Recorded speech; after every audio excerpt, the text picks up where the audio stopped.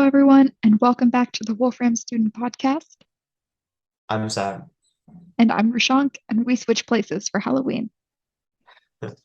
In this special episode of the Wolfram Student Podcast, instead of talking to a high schooler and showing off their amazing project, we're going to be ranking Wolfram functions by usability. So it's a tier list. Yeah, let's go. Yes. So we just randomly picked 16 functions from the Wolfram documentation. They are, just to list them quickly, table, audio identify, simplify, daylight queue, inflation adjust, map, string join, Mandelbrot set plot, list plot, graph distance, zeta, molecule plot 3D, earthquake data, geo antipode, find faces, and uwify. Or UEFI, depending on how you pronounce that. It's a hard word. Yeah, it is. So, table, let's start with a fan favorite. It has amassed a cult-like following among people who use Wolfram. But can it really stand up to that? Let's rank it. Well, I mean, I think it does deserve to be an S because I remember the first day I did Wolfram and they kind of directly told me um, everything should be done with the table, not for loops. Yeah, I remember. And it was like a total game changer coming from like Python and C because I feel like at first it was like, wait, no for loops. And then you realize like no for loops. It's great. It's like, It's a whole new world. yeah, exactly. It's like that's what functional programming is. So yeah, I agree. It deserves to go in the S tier just because it's what makes Wolfram unique. Not unique, but it definitely stands out from a lot of Yeah. other mainstream languages. And Yeah. it's also I definitely super agree with that. It's just like a in your helpful. face sort of like perfect function. So, Yeah, it's a classic, you know. We got to mhm. give it back. Yeah. Okay, audio identify. That one is actually pretty cool. Do you You want to know. show it off? So yeah, I mean, it is kind of a self-explanatory function, but it's also really cool to see it in action. So let's see what it does. So that's an audio clip I got, and let's replay that. As much as Sounds that, like a bird, parrot, cat. yeah, and as much as that sounds like a haunted bird running away from a Halloween attraction, it's also like what a regular bird means. Like it's a chirping sound. Sure. Chirp, ladies and gentlemen, it is a chirp. Like You can I see, can distinctly hear that that's a cat at the end. But you know what? Chirp is quite good. yeah, no, I think no. Where's the cat at the end? That's a cat. That was a It's a meow. bird. It's a bird. That Sam, was you a need to do cat. that more often. I know what I heard. That was a cat. That sounded like a bird to me. No cat is like that high pitched. We Anyways, can moving on. agree to disagree. Yeah. How do we want to rank audio identify? I mean, I feel like it's pretty good, but it's not like a game changer or anything, right? Like, yeah, it's a machine learning model that identifies audio for you. I think it could be like, you know, B tier or something like that. Yeah. I mean, because it comes down to a question of like how often people would end up using it. Um, Yeah. Yeah, exactly. like if you're out there on Halloween and you hear terrifying sound and you need to make sure it's a ghost, then it's like a perfectly Hmm. logical like S tier level function. If But and on a regular day, it's not too it's not useful. super Uh, needed, yeah. We can give it a solid B because Yeah. it works pretty well. It's a nice function Yeah. And, just for the coolness factor. audio machine learning is also something that's a bit underrated. So that works. Cool. Okay, Next, we moving go into to simplify. Yep. Do we have anything we want to show off for this? Yep, we do. Let's take a look. Mhm. So let's see simplify in action. Let's see. So if we were to try a pretty sort of popular or well-known thing, which is, square root of a over b is square root of a over square root of b, then let's see what that gives us. And when we subtract these, we should get 0. But let's make our assumption something like you know, x is greater than 0, which would be false. So let's see what Wolfram has to say. Ladies and gentlemen, false. You It have is very accurate. correctly learned all your math in elementary school. Yay, let's go. Honestly, I think this is a big help in like more advanced math classes when you get really, really like ugly expressions and you Right. need to simplify Disclaimer, do them. not use Wolfram to cheat in your university math classes.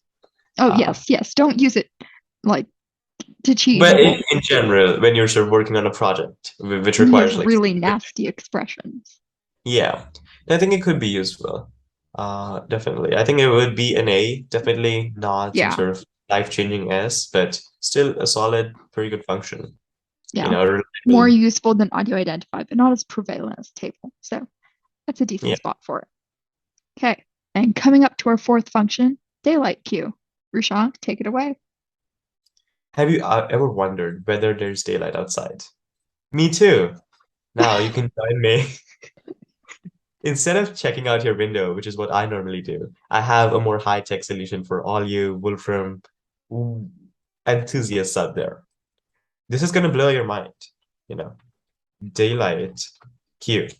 Is it daylight where I am? True. And yes, indeed, it is true. I have just looked outside the window and I can clearly see the sun. It is 8:48 a.m. So I must say the function is working pretty well. Pretty well. Um, I feel like this is a really crucial function to like living your everyday life. Like For sure. Like, if you what if just, in like a hypothetical, like it's Halloween and you've been locked up in this like hypothetical cell with no windows? How do you know but you whether it's conveniently have your computer with you with an correct internet convenient? connection. Yeah, yeah, for sure. No, actually, you don't need an internet connection if you have Wolfram locally installed. So Oh, okay. Well, forget the internet connection. You just have a computer conveniently lent to you and you need to know whether it's day. I feel like yeah, this is going to change your life. I feel like this belongs in S. Even like regular days when it's not Halloween and you're not being locked up by a supervillain, it's too Yeah. much work. The effort it would take to like look out of my window is not Yeah, like worth I have to it. tilt my hands, then look outside, see the beautiful birds and the greenery, and then decide whether it's day. Not worth it, right? Yeah. Who would do that when you have a Wolfram function that would do it for you? Exactly. And it's like accurate too. A great Plus, rating. it's like the sunrise or sunset time, and it's like, it's like barely day, barely night. Is it day? Wolfram is gonna tell you. An important question for sure. Cool. Moving on to our next function, inflation adjust. Oh, Yeah, yeah. Rashang, do you want to Favorite. explain exactly what this does? So inflation adjust is basically this function that adjusts monetary values for inflation. So basically, if you give it a specific quantity in terms of like a currency, like US dollars or something, and then you give it a target date, then it tells you how much purchasing power that currency will have during that period of time that you've given it. So yeah, it's basically like an economic slash financial function. Pretty Huh, cool, actually. You see it in action. seems pretty useful. Do you want to show it off? Sure. Okay, yeah, so let's see what we can do with this. So, Sam, do Okay. you want to Yeah. explain what this is doing?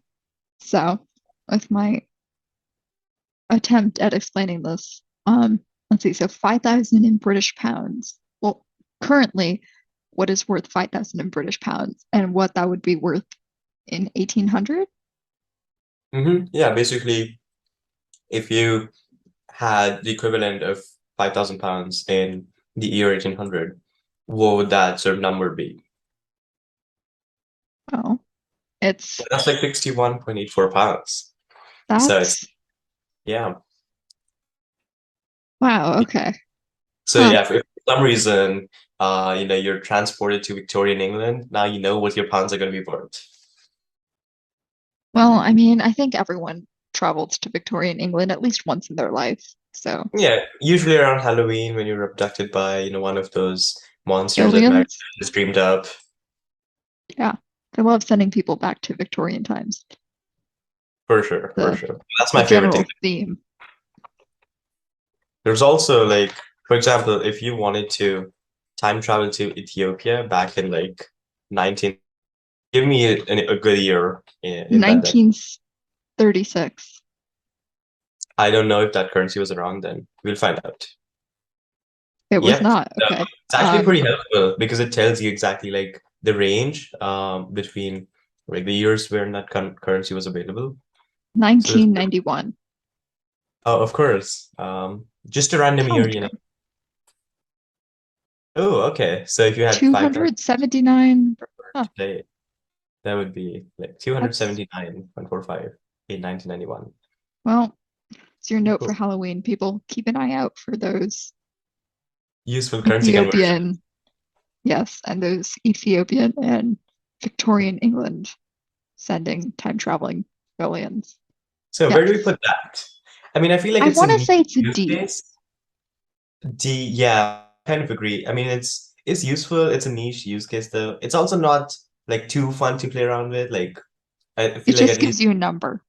yeah, like It's it nothing against mathematicians, because I'm one sort of amateur mathematician myself, and Sam is too. But it's just like in general, numbers aren't as fun to play with as images or well, maps. no, numbers are great. It's just that it's a very like, huh, sort of reaction. So not as important as daylight Q would be. And it's also pretty niche, like you said. So I think Wait, but nothing is as important as daylight Q. That's not a good barometer, right? that's true. Hmm. Not as Eh, like prevalent as simplified, for example. So I think D is pretty solid. Yeah, and moving on to map. Now Well, that's classic I don't think we even need to show this off. This is like a direct for sure. test. Yeah. Like the number of problems map saves me when I'm trying to code anything in Wolfram. If there was a state above S, but like still below daylight Q, that's what map would be. We need a new category, like above S but below daylight Q, for sure. Daylight Q just goes off the ranking. Right, I mean, daylight Q is just like off the charts. Like honestly, I feel like we should shift it from S to like above S. You know what I mean? Because it We, doesn't we do it can justice. we can Yeah, put it up here yeah, something like that. just with how amazing it is. Hmm. Anyways, coming on to string giant, I feel like it's another one of those that doesn't need a demonstration. If you want a Yeah. demonstration, just imagine having two strings and then joining them together. That's basically what it is. I feel like it doesn't have that like it's really useful. It's just not As sort of widespread, or as as like versatile. table and map. No, Hmm. yeah, I'm not quite sure how to explain it. There's like a noticeable difference. Like they're both pretty important, but there's just like a noticeable difference between something like map and string join. Still pretty useful. Maybe And like a high string A. should be. I feel like it would be more of a B because at least in my project, there haven't been that many instances where I've had to use it.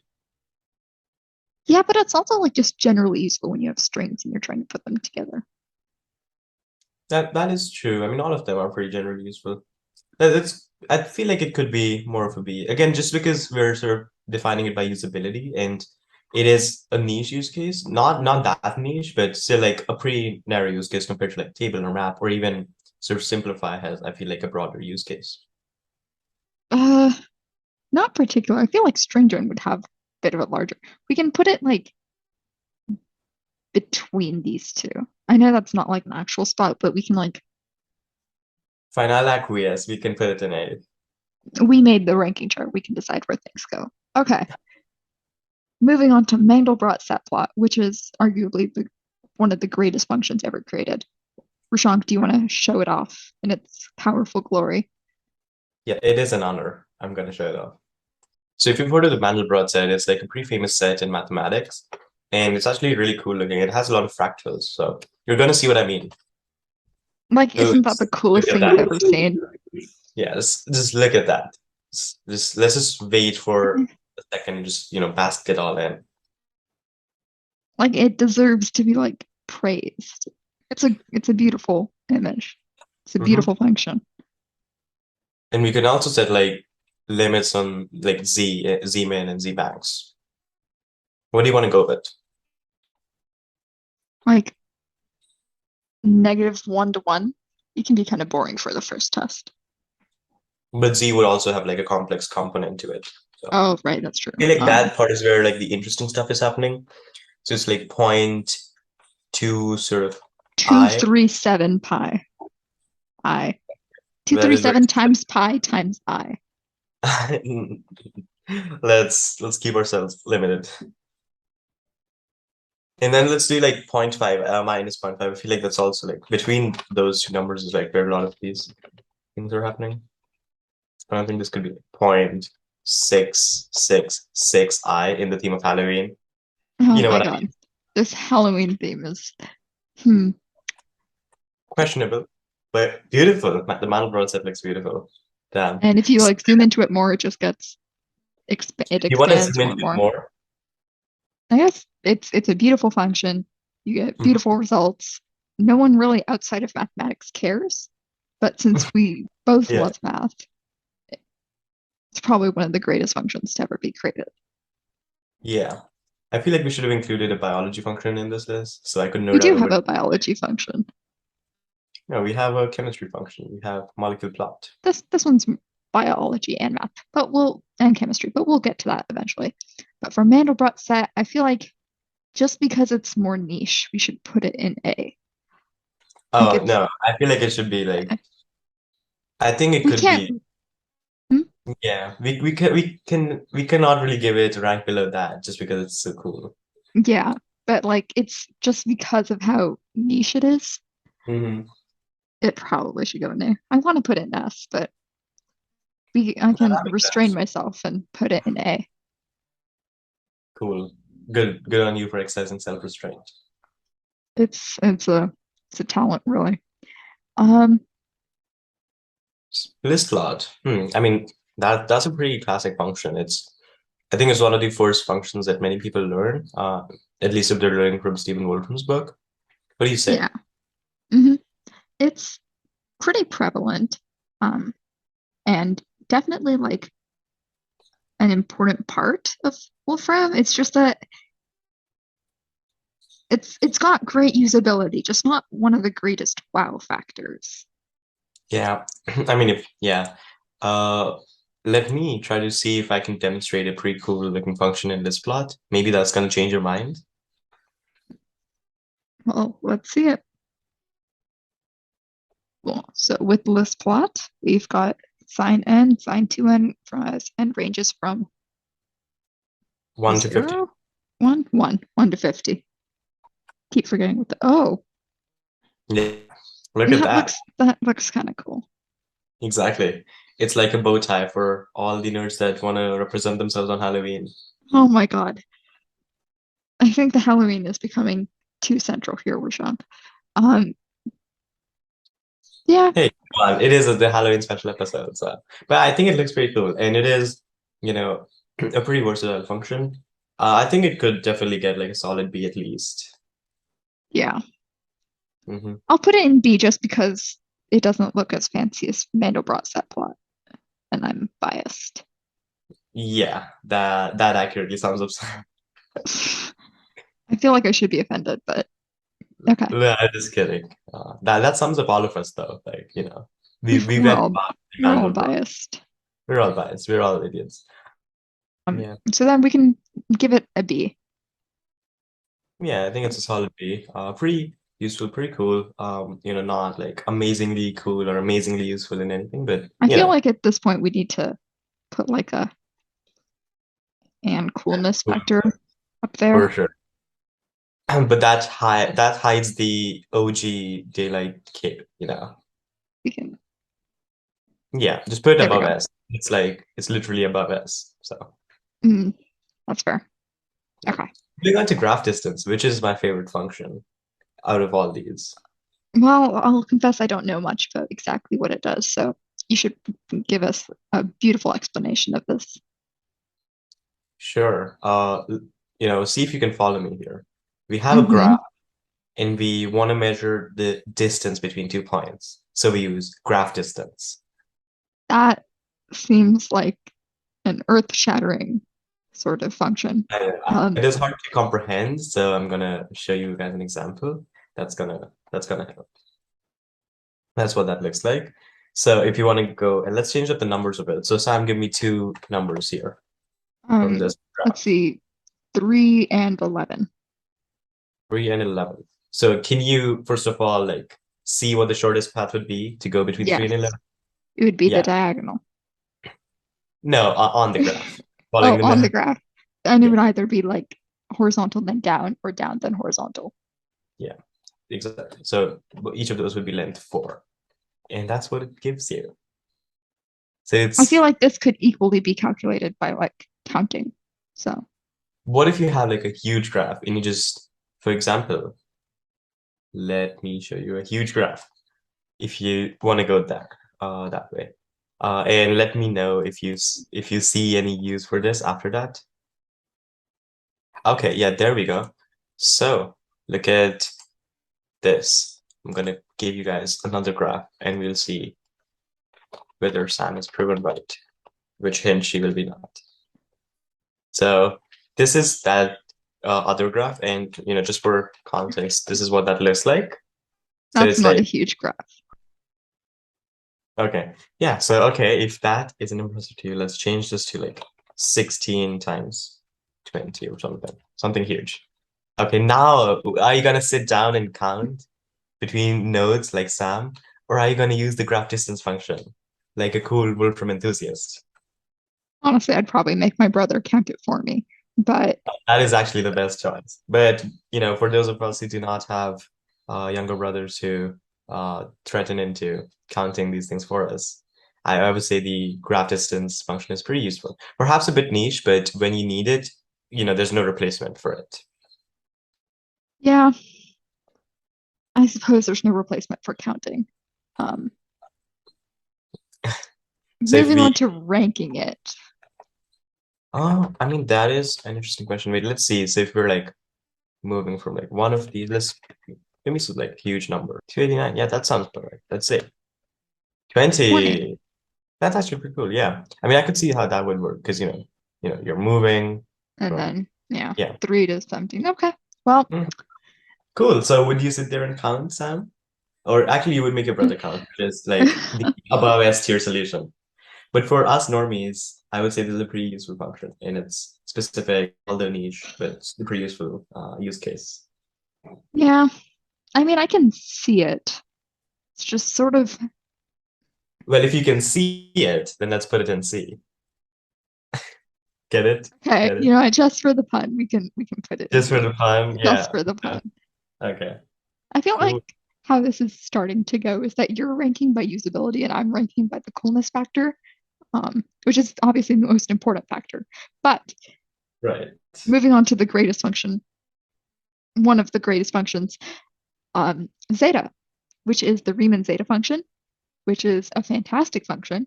It's also got a lot of unsolved hypotheses relating around it, but Hmm. absolutely amazing. I actually saw a math meme on Reddit a while ago about a beautiful trolley problem involving the zeta function, and there's just no words to describe how. But anyways, let's move on to a demonstration. Yes, just show off the power of the zeta function, Rujant. Yeah, and if one of you solves the unsolved hypothesis by taking a look at this, then go right ahead. Um, Give us like half of your $1 million though that you win for and solving like that. 60% of the credit, for like introducing the problem. For sure, for sure. So this is what a zeta function looks like, and then Riemann had a very specific hypothesis about it that you can go look up online on the Clay Maths Institute's website, and That sounded like basically a sponsorship, Rujant. that did. To clarify, the institute isn't sponsoring us. They're just handing out $1 million each for unsolved problems in maths. So if you want to do one of them, go ahead. Wink, wink, nudge, nudge. And if Oh, you look at that little jump look in, cool jump, yeah. And if you expand it out, and it that goes wild. it's It's like the like coolest thing beans ever. on a it's like uh it's like It's candy going filled up kid to on a like Halloween 10 night. to the 11th power. It's a great That's function. crazy. Yeah. Yeah. It's like kids on a Halloween night. Oh Just my going God. let's expand it even further, like 1600 or something.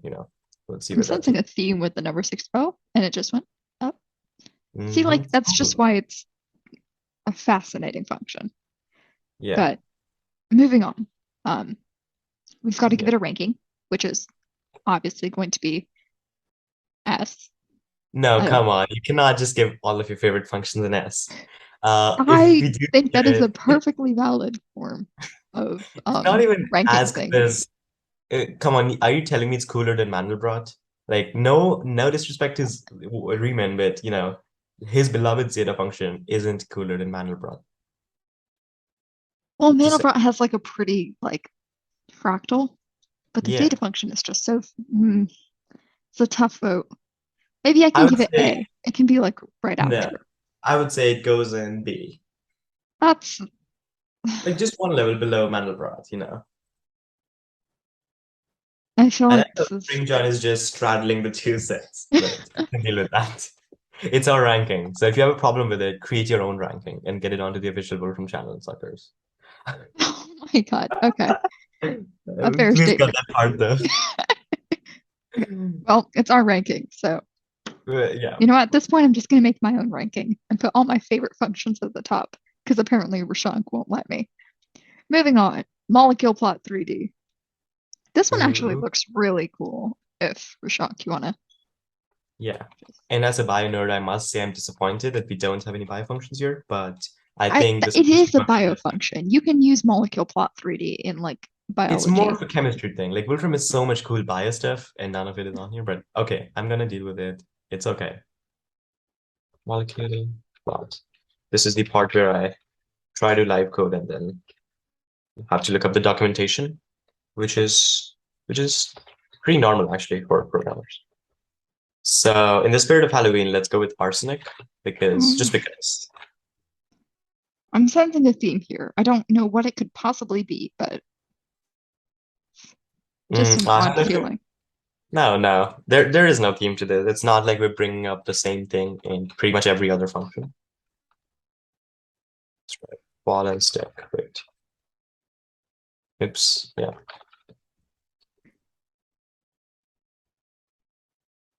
Look at that, ladies and gentlemen. Wonderful arsenic, which It's a is ball. just one circle because it's like arsenic is an element, so it's like Let's do something fancy. Um, like glucose or something. glucose. Hey. Ooh, yeah, that. See? It's like an entire ball and stick Oh, 3D it's model. three. You can like move it around. It's Hmm. very nice. It's a great function. It's pretty cool. Not yeah. What about like cyanide? Yeah, look at that, cyanide.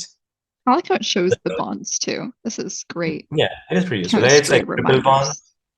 I feel like this could be very useful in like teaching kids chemistry because You can you like can just visualize the bonds. Yeah.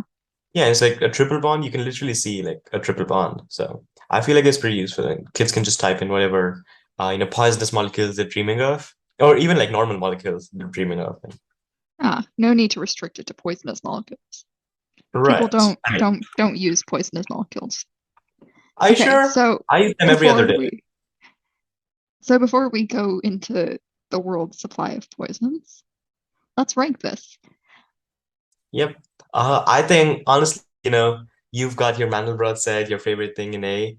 I think this deserves to go in A too, just because of how cool and useful it is. If you're a teacher who's teaching your kids about, chemistry, this is like lifesaver because you can code it up yourself, you can allow your children to play with it. They're gonna develop computing skills at the same time and chemistry skills. I think it's a win-win. Well, I also want you to keep in mind that I am the one moving the rankings, so therefore I have complete control. And I think it's gonna go in A just because of how useful it is. It looked kind of cool actually, so we can put it in A. Um, I mean, I I think it think the looks zeta better than function is Mandelbrot. better than it, but I will graciously allow you to have I your mean, I say. think it's better than Mandelbrot, so No, no, don't push it. no, for sure. It's better than Mandelbrot. Come on. I think both of those are pretty cool though. I will not hear such blasphemy. Anyway, Okay. okay. Continuing on to earthquake data. Honestly, Rashank, you picked this function randomly, and I'm not quite sure exactly what it does. So why don't you share with the singular class of one person? Of course. And honestly, I'm no seismologist, so don't quote me on any of this. But again, it basically gets you earthquake data from like a No particular way. I would time. not I have know, guessed I know. that. It's okay, Sam. It is very hard to guess. Even I mean, I saw it and I was like, am I for the life of me, I cannot guess what this does. But yeah, basically you give it a location and it gives you all the earthquake properties that correspond to that location.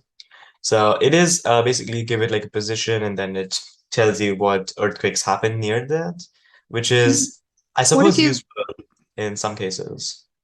what if you like pick one of the major earthquakes? Like I think there was one in Peru or Chile. I don't know the Yeah, exact you can city. also get like the sort of max magnitude earthquakes. Basically, like what are the largest or sort of like the most yeah, just like the strongest earthquakes that ever happened. So you can get a sort of list from that. It is mostly numbers, but they are interesting numbers. So if, for example, you give it like a geographical position, so I don't know, let's change it to something like, yeah, there we go. Hmm. Interesting. Okay. So it doesn't look like there was a big one there. No, I mean, these do look like, magnitude 4.2, 4.6. Those aren't anything to be sneezed at. But yeah, basically tells you like the It also depth. has a lot of missing, not available. So Yeah, yeah. But I mean, these you are really just like want to know short the ones. magnitude, right? So Okay. I that's see. what we care about. Okay, so pretty decently sized ones. If you do the Western Hemisphere, like negative 37, negative 73.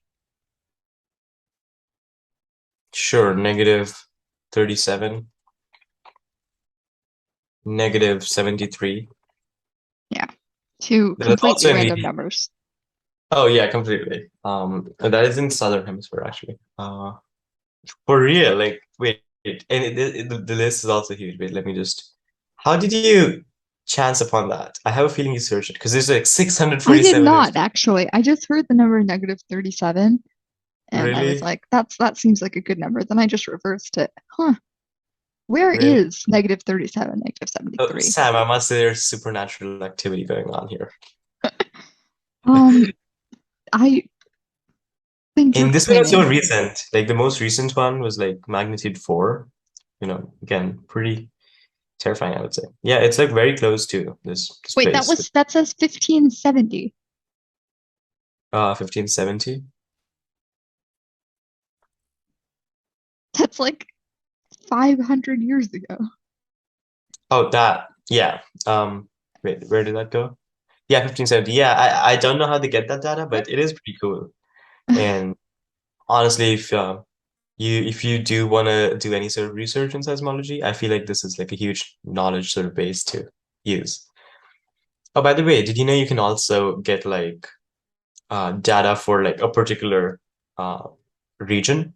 So, for example, taking this example from the documentation, basically, if you create a sort of area between like certain points, I'm not sure how to pick those ones specifically, but we'll go with that for now. And then you get like we already used data, so let's do like pol data or something, like earthquake data for that polygon, which is that region. Then it's that data and it'll store it in its you know it's gonna store it. And then you can actually visualize all of that. But yeah, basically it has those. Now if you want to plot those, you can we got to change this to pol data. Um, Look at that. I mean, don't look at that now. Yeah, look at that. It's like That every single that seems earthquake pretty in this useful area. actually. This Colorado. Yeah, Yeah, that is Denver. yeah. Hmm, I mean, pretty cool. Um, hmm I where mean, where I do you? definitely see how it could be useful, Yeah, but for it sure. does feel like a more niche sort of aspect of True, true. I think it's a solid C though. Like I wouldn't put it below C. I think it C feels is a like good. graph distance. I'm gonna same level Yeah, as graph for distance. sure. It's like, if you're in that field, it's a lifesaver, but otherwise you don't really care that much.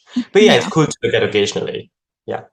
Nothing like molecule plot 3D where every time you look at it, you're just Mandelbrot like, set wow. plot is what I think you meant to say. I mean, we both meant to say daylight Q. I mean, just look at that beauty. But anyways, Moving on to geoantipode. geo Um, antipode. I believe Yes. this is the function that finds your exact opposite place on Earth. Is Uh-huh. that am I Exactly. correct? Okay. Yeah, it's like if you Okay, were well, now I'm curious. What oh, is the exact opposite place to Seattle. Seattle. Wait, are you in Seattle? No, No, okay, you're just curious about Seattle. Seattle's got a lot of unanswered questions, man. True, true, true. Um, do you know where the Texas Chainsaw Massacre happened? I feel like I want to find the farthest possible place I could go from there. I do not. I'd assume somewhere in Texas. I would assume so, yeah. Uh, for sure. Okay, let's see if I can demonstrate this amazing function. I'm not gonna lie, it is pretty cool. So, that is, for example, if you were to get a city like Madrid, Spain, and then see what would be the exact opposite point of that, you would get like the exact location. But Now I don't that know where that is. yeah, which is why I mean, I saw that and I was like, huh, I guess that's okay. But then if we look at it another way, which is if we turn that into a graphic, and for example, they're looking at Brazil here, you can see exactly like if you were to like drill a hole down through the earth from Like the every size of Brazil, Brazil and where's this? that too. But Japan? also like yeah, that's Japan, that's like Indonesia. It's huge. Um, let's What look at about the where United States? Yeah. I feel like it's going to be in the middle of the ocean. Yeah. Okay. Um, It's like that's like Australia right there. Pretty cool. huh. Yeah, I mean, I can see how Australia looks like the upside down USA a bit. A bit. Oh, okay. Um, Okay. how about like Portugal or Mm, India? India's great. Okay. let's see. Oh, okay. Also in the Okay, middle of you guys are also in the middle of the ocean. You've got but no there reason is to be. this piece of land here. I have no clue what that Uh, is. I think you're just hallucinating. Um, What? it, Oops. it's like a Halloween thing. It's a oh, of course. Um. Where's Portugal? Oh, okay. New Portugal is Zealand. like I'm some sensing part a of it. I'm Absolutely. sensing a theme. No, there's everything's next to Australia. What is Australia opposite to? Oh, good question. I feel like it would be the Mid-Atlantic. Yeah. It's the Mid-Atlantic. Okay. Let's go. Oh, what about the Russia. UK? Because, with all the Liz Truss stuff going on, I feel like you would want to be the farthest possible distance away, Can you put which in would be Texas Chainsaw Massacre? the question. No, we're just in the middle of the ocean. Can you put in Texas Chainsaw Massacre? How it's not a country yet. And Let's to be see. location, Texas Chainsaw Massacre? So let's see where you would have to go to escape Jason. Oh, the The middle middle of of the the ocean. Okay. ocean. So I'll Um, see you guys there. Bye. well, it's been nice knowing Rashank to everyone else who wants to escape the Texas Chainsaw Massacre. Um, Let's see it's where it's Alaska just is. it's just the middle of the ocean. Where's Uh-huh. Alaska? Oh, cool, actually. I think That's that's it's like Antarctica. the South Pole. Yes, that is No, that the South Pole is further down, but that's Antarctica. Antarctica. Okay. Okay, Mhm. cool. So now I know where the exact opposite place of Seattle, Washington is. I don't feel like my worldview has been shattered like the way it was with the Mandelbrot set plot. Yeah, I mean it's a fun thing to see. It's It's like, definitely really cool, but but yeah, I feel like it's more of a D or a C. no, I feel like it's a No? B. Okay, I It's guess I'm got a just pretty used to cool antipodes. I mean, coming to the geography side of things, and there's so much exciting stuff to do. But yeah, I guess the antipodes are also pretty cool. because like So it's more interesting than like earthquake data, but it's just right, not as usable as like some of the others. So a maybe solid yeah, B is okay. yeah. I guess it's just I'm basing it more on usability, whereas The Sam, you're boring factor, and coolness. I'm basing it on coolness, which is the greatest one. Yeah. Find faces. Oh, okay. This is so useful when you're like, in a dark Oh my forest god. and you're like, oh, is that a phase or was that like, I so you could predicted it. just, Okay. yeah. Rashawn, do you have a convenient picture of a dark forest that you would like to scan for faces? I unfortunately do not, but well, it is the internet, so we need to go out there and find one. So shout out to What the listeners if you find yourself in a dark forest if you find yourself in a dark forest, let us without know. your Send computer. Yes, send send in us a an picture entry. and Yeah, then yeah. we'll tell you if you've got any creepy faces looking back at you. Yeah, just allow for a delay for like 12 hours, because sometimes we're at school and stuff. But we should get back to you soon, assuming you're still alive. Sure. Good luck. Okay, so let's see what we can do with this function. And honestly, I need to say there are a lot of use cases for this, especially this coming Halloween. So we need to start promoting this more. I think Wolfram should start doing that as soon as possible. So using the image from the, how did that not copy?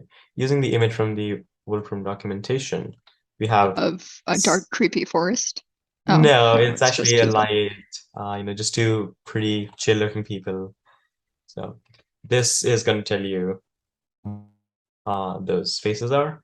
And honestly, right now it's not going to be too interesting because, oops, because it's just like a bounding box or coordinate thing. But if we change it to like image, it's actually going to pull out faces, which is Oh, pretty cool. And also a tad bit scary, but mostly pretty cool. I can see how this would be useful precisely only at Halloween.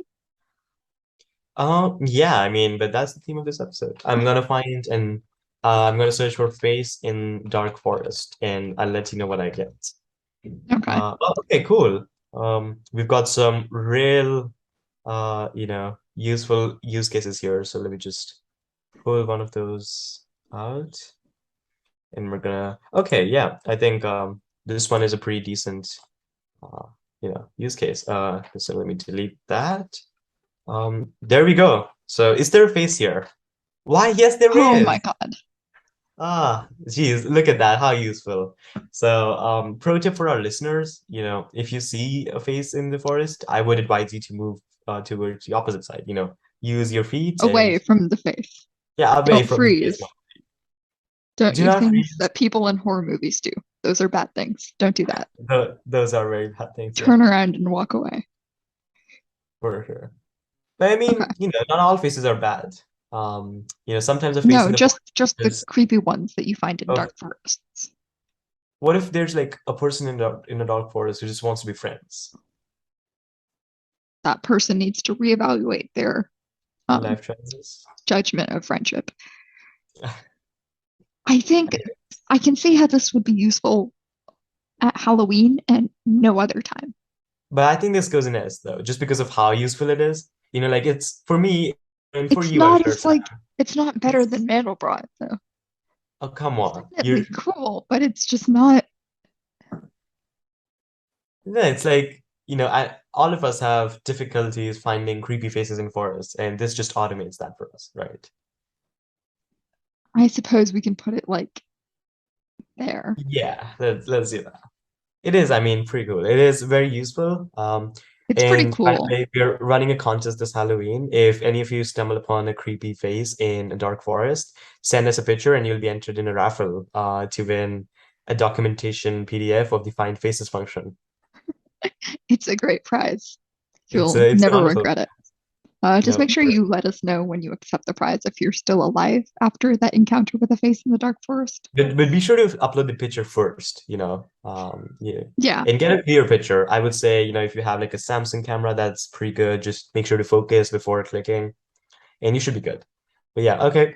So we'll see you next week for that prize, but not before we move on to our last function.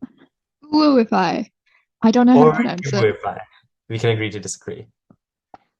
Yeah, honestly, I don't know how to pronounce it. But this function has a great story behind it. So back Uh-huh. at the Wolfram summer camp, I think it was 2021, 2021. to Yes. clarify, Um, one of the which is where both mentors of there. us first got to know each other. Yes.